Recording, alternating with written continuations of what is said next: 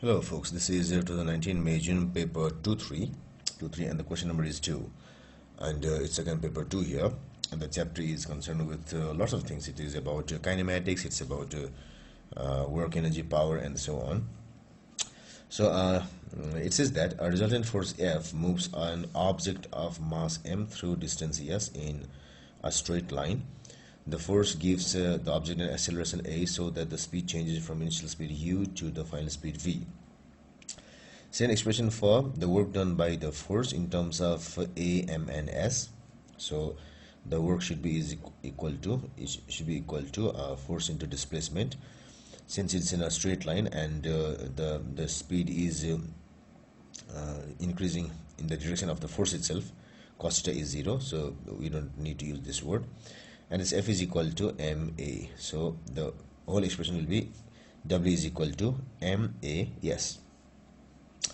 The distance s in terms of a, u, and v. So we have one of the equations of motion as v square equal to u square plus twice a s. So I should have s is equal to v square minus u square by twice a.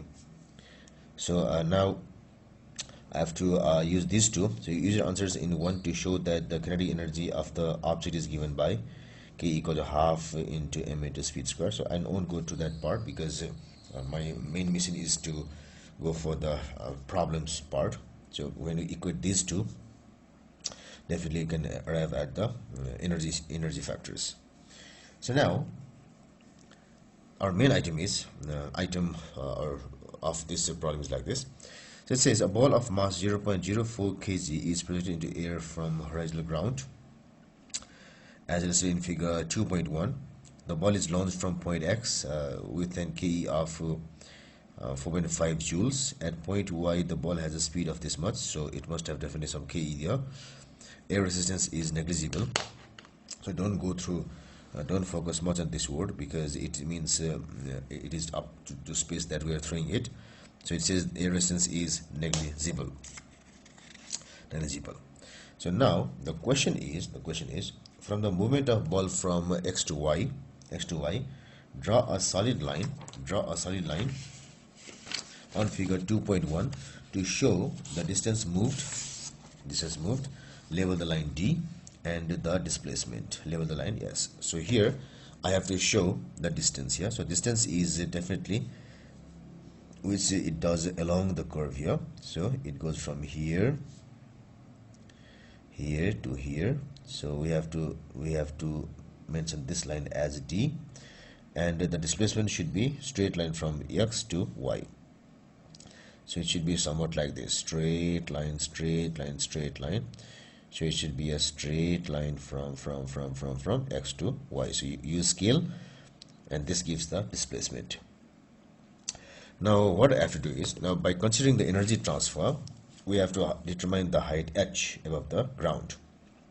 So the energy change is taking place here is somewhat like this. So from the principle of conservation of energy, we have delta in KE is equal to delta in PE. So change in KE is equal to change in PE, which gives us delta K is equal to KE at X minus KE at Y should be equal to potential energy at Y minus potential energy at X.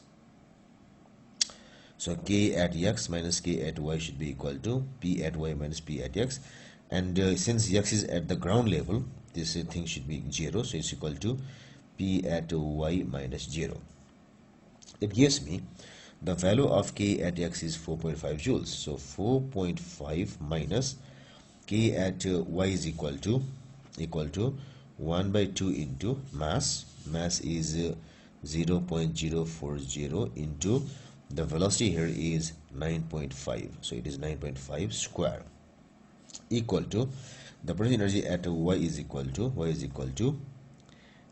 mg into h. That's equal to mass is 0.040 into z is 9.81 into this is h.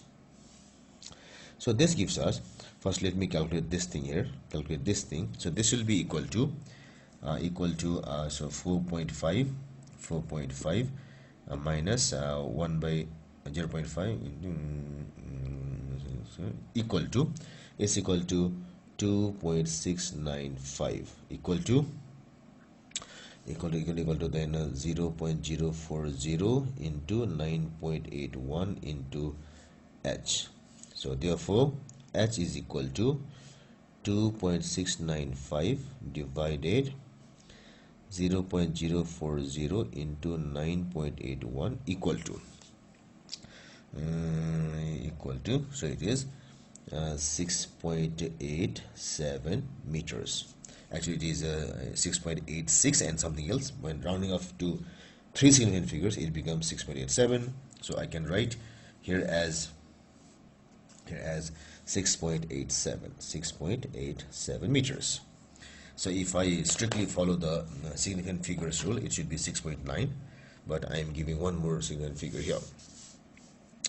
Now the next number says on figure 2.2 sketch the variation of the KE of the ball with its vertical height above the ground for the movement of the ball from x to y. So we have to give a graph for the variation of KE from x to y. Numerical values are not required. So one thing that we have to remember is that if we consider height, so let us say this is the height and this is the energy. So one is P and one is K. So the graph of P will be somewhat like this. It's because PE is equal to mgh. So this is constant. So with h, P will form a graph which is in direct proportionality to the height. So if so, what we now have is, since KE plus PE is equal to constant, so I must have KE is equal to this constant factor minus PE, and this graph should be a graph which is opposite to this, which has got negative slope. So what I have here is I should have a graph which has got a negative slope from a certain value here. So I can know this by maintaining this equation. So what I must have is, so K is equal to minus PE plus constant. So this is y equal to mx plus c. So c is constant, this is y, P is x, and the slope is minus 1. So what I must have is, I must have a straight line, negative slope, positive intercept, and slope minus 1. So it should be from here I have to draw, but since this has not come to rest, it can be 0. So it drops, but the final value is not 0. So from here I have to drop it. So straight line